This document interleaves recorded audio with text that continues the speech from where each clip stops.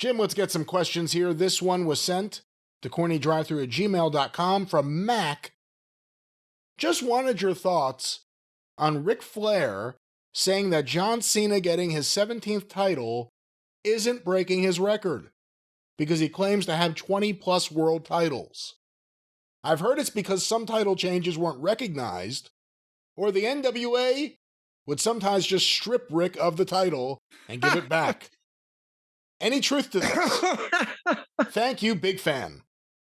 Well, I don't remember him stripping him of the title and then just giving it back a bunch. But no, and I don't have the list, the progression of the title changes in front of me. And back in the simpler times when I was a young man, you could do the dates and the title changes. You could do, Buddy Rogers to fucking Lou Thez to Gene Kiniski to so on. And it was easy, but Rick legitimately, the word legitimately depends on, there is an asterisk besides what, Brian, about 5 or 6 of his runs at least, that he would technically top out at 20 something.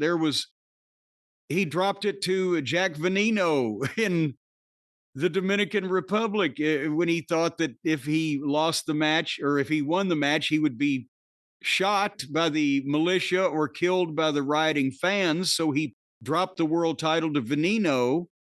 And then the guy gave the belt back in the locker room and they went back to the United States.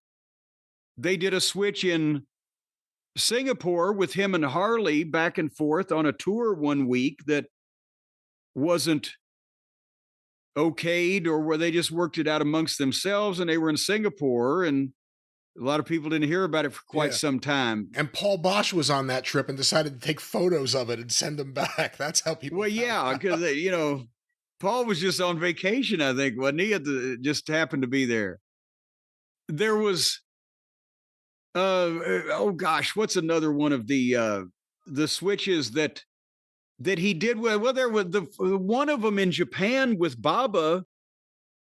Was that when Harley took the Baba's offering and just switched it for a week, or was that Briscoe, or was it both? But did the NWA know about those?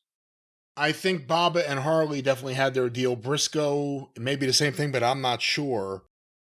I was going to say, what about the other way? He brought up stripping Ric Flair of the title. What about when, like, the Midnight Rider won the world title from Ric Flair, and then because he wouldn't take off his mask, it was returned to Ric Flair? I don't even think those are on the unofficial list. It was never, I don't think it was intended, that to ever be that way. Obviously, it was just the angle for Dusty to get a win, but not be able to,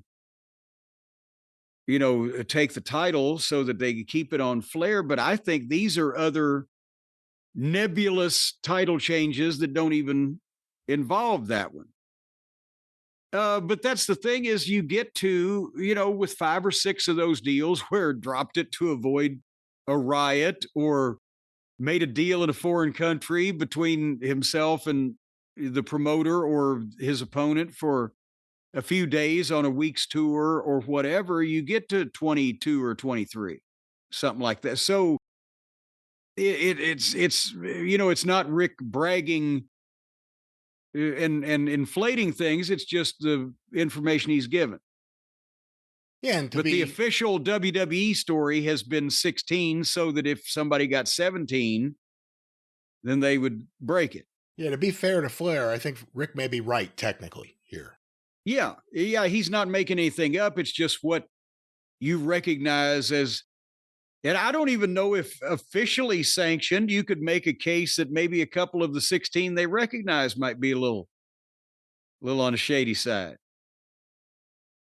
But it's the same point. He had runs of lengthy periods, so it's not like that he just had it 16 times for a total of, 142 days or whatever. He was champion for years and years over that run.